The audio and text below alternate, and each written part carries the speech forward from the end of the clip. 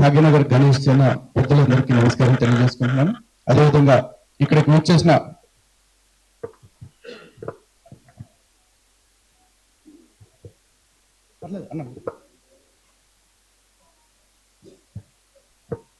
అలాగే ఇక్కడికి వచ్చేసిన హిందూ బంధువులందరికీ జై శ్రీరామ్. సో జనరల్ గా సమాజంలో ఒక సామెత ఉందండి, ఏదైనా ఒక కుక్కని చంపేటప్పుడు పిచ్చిది అని ముద్రవాళ్ళు అంటారు.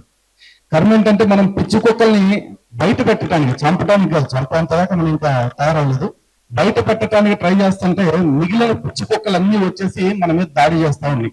దానికి రీసెంట్ ఉదాహరణ అక్క బయట పెట్టిన ఫుడ్ జిహాద్ ఇష్యూ. ఈ బన్ను టాపిక్ మొదలైన కాడి నుంచి ప్రతివాడు వచ్చేసి తినటానికి బన్ను తినటానికే పుట్టినట్టుగా తయారైపోయినట్టుగా మొత్తం ఇందాక అన్న చెప్పారు కదా, కొత్త పార్టీ పెట్టారు టీఎస్పీ, టూ సెక్యులర్ పార్టీ నాయకులు కొంతమంది, అందులో నాగబాబు గారు, లోకేష్ గారు, ఇట్లాంటి పెద్దవాళ్ళు అందరూ కూడా ఆ బన్ను తినేవాడిని, బన్ను అమ్మేవాడిని వాళ్ళని ఎంకరేజ్ చేయడానికే వచ్చినట్టు, దానికోసం వీళ్ళు డబ్బులు సంపాదించినట్టు చేశారు. కానీ ఇక్కడ మనం ఆలోచించాల్సింది ఏంటంటే, అలాంటి వాళ్ళందరినీ చూసి వాళ్ళు 1,00,000 మంది ఉండొచ్చు, 1,00,000 మంది వాడికి సపోర్ట్ చేస్తున్నారు కదా అని చెప్పేసి మన వర్షన్ మనం మార్చుకోవాల్సిన అవసరం లేదండి. మనం పట్టుకున్న లైన్ 100కి 1000% అది కరెక్టే. ఈ దేశంలో ఫుడ్ జిహాద్ జరుగుతూ ఉంది. ఈ దేశంలో అనేక రకాల జిహాదులు జరుగుతా ఉన్నాయి. అందులో లవ్ జిహాద్, ల్యాండ్ జిహాద్, రేప్ జిహాద్, సెక్స్ జిహాద్, ఓట్ జిహాద్, ఎడ్యుకేషన్ జిహాద్, ఎంప్లాయ్మెంట్ జిహాద్, చివరికి స్పిరిచువల్ జిహాద్ అన్ని జరుగుతూనే ఉన్నాయి. అన్ని నిజాలే.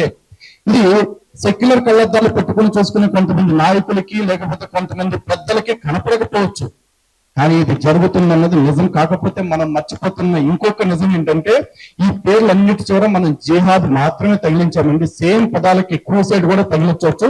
2 రకాలుగా ఈ దేశంలో జరుగుతూనే ఉన్నాయి. ఇందులో డేంజరస్ మాత్రం ఒక 3. ఈ 3టిని మాత్రం మనం ఎప్పుడు మర్చిపోకూడదు. అందులో 1 లవ్ జిహాద్, 2 ఫుడ్ జిహాద్, 3 స్పిరిచువల్ జిహాద్. ఇది ఈ మధ్య కొత్తగా స్టార్ట్ అయింది అనమాట. కొత్తగా అంటే ఈ మధ్య నేను నోటీస్ చేసిన కొత్తగా, బహుశా చాలా మందికి తెలిసి ఉండొచ్చు.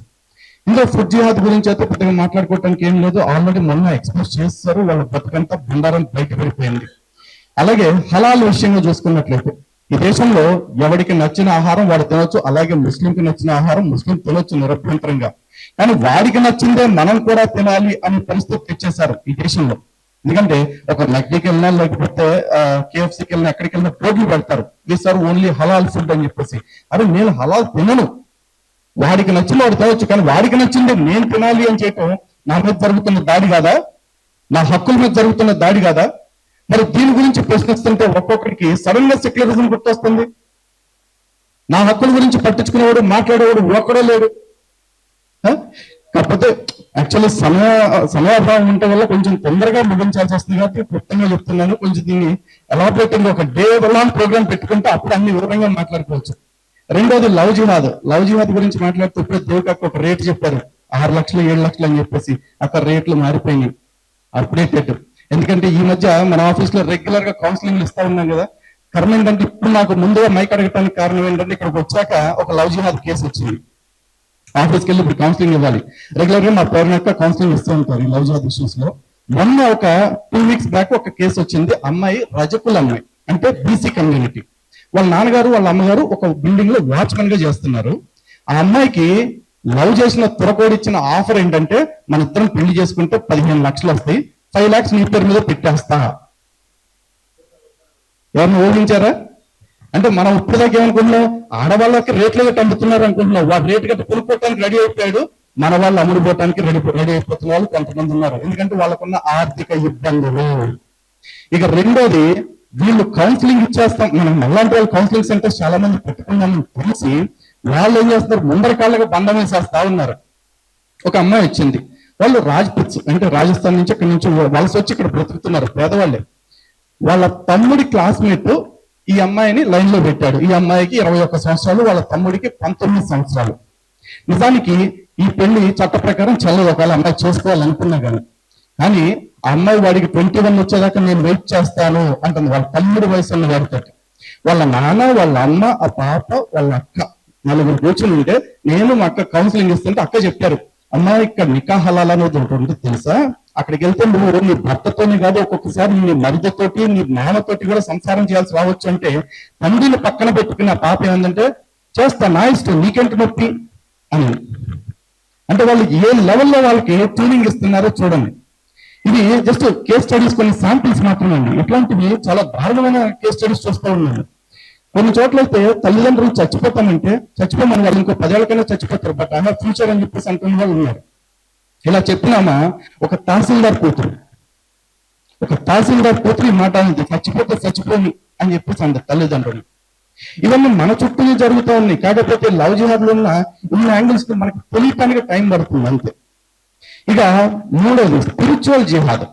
అంటే ఈ మధ్య చాలా మంది చూస్తూ ఉంటారు, గడ్డం పెంచుకుని టోపీ పెట్టుకుని భగవద్గీత చెప్తాము, భారతం చెప్తాము, భాగవతం చెప్తామని వచ్చేస్తా ఉన్నారు.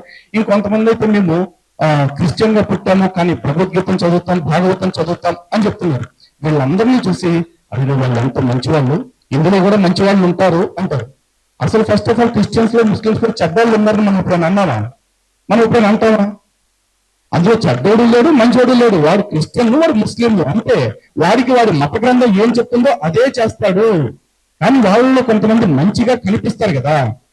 ఈ కనిపించే వాళ్ళంతా ఎవరంటే, ఇది ఇక్కడ కనపడుతున్న గడ్డి ఉంది చూడండి, ఈ గడ్డి లాంటి వాళ్ళే.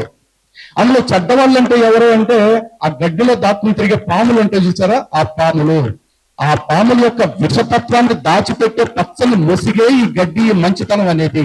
కాబట్టి మంచి ముస్లింలు, చెడ్డ ముస్లింలు, మంచి క్రైస్తవుడు, చెడ్డ క్రైస్తవుడు అంటూ వాళ్ళని వేరు చేసి చూడటం కంటే కూడా దయచేసి వాళ్ళలో మంచి ఎవరు చెడ్డెవరు ఎత్తుకోవటం మానేసి వాళ్ళు ఒకటేలాగా చూడండి. అప్పుడు మనకి ఏ రిస్క్ ఉండదు, ఎటువంటి ప్రమాదాలు రాకుండా ఉంటాయి.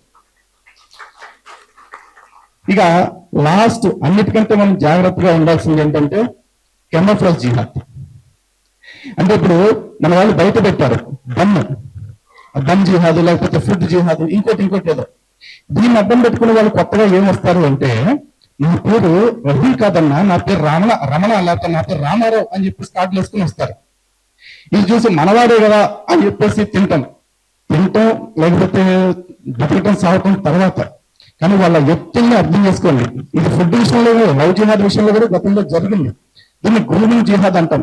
గతంలో షూటర్ తారా సాహే ఉన్నారు కదా, ఆవిడ కేసులో తను హిందీగా ఉన్న పేరు మార్చుకుని, మారువేషం వేసుకుని, అంటే పేరు ఐడెంటిటీ మార్చుకుని అమ్మాయిని పెళ్లి చేసుకుని, పెళ్ళైన తర్వాత వాడి అసలు రంగుని బయటపెట్టి నువ్వు మతం మారతావా లేకపోతే చస్తావా అని వేట కుక్కలు, అదే పెంపు కుక్కలు ఉంటాయి కదా వాటింట్లో, ఆ కుక్కలతోటి కల్పించాడు. ఆ కేసు ఆవిడ ఢిల్లీలో ఫైల్ చేశారు. ఆవిడ నేషనల్ లెవెల్ షూటర్ తారా సాహే. అది పేపర్లో కూడా వచ్చింది కాబట్టి ఈ పేరు చెప్తా ఉన్నాను. కానీ ఈ పేర్లు చెప్పకుండా చాలా కేసులు ఉన్నాయి. ఎందుకంటే ఆడబిడ్డల వ్యవహారం కాబట్టి వాళ్ళందరూ పేర్లు ప్రతిసారి మనం బయట పెట్టలేకపోతున్నాము.